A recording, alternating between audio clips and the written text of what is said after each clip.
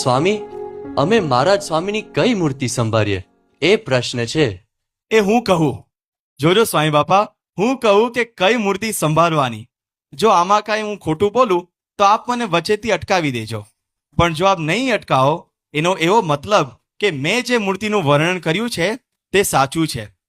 બાપા, અમારે એ મૂર્તિ સંભાળવી જોઈએ જે અત્યારે પર્પલ કલરના સોફા ઉપર બિરાજમાન છે, જેમને ભગવું ગાતરિયું ઓઢ્યું છે, ખોળામાં ભગવું ઓશિકું ધારણ કર્યું છે, ભગવું ધોતિયું પહેર્યું છે, પગમાં મોજા પહેરેલા છે અને બંને ચરણની નીચે પર્પલ ગાદી શોભી રહી છે.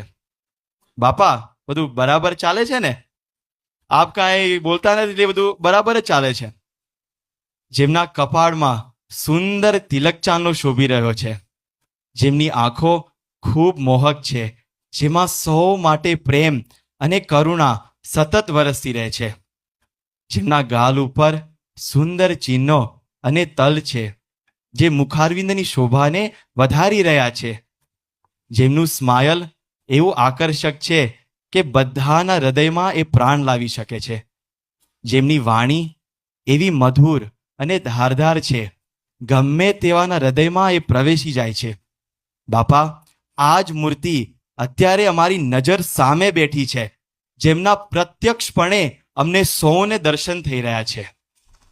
આ મૂર્તિને સંભાળીએ તો ચાલશે ને સ્વામી? આ મૂર્તિને સંભાળીને દરેક ક્રિયાની શરૂઆત કરીએ તો ફતે થશે ને? જીત થશે ને સ્વામી?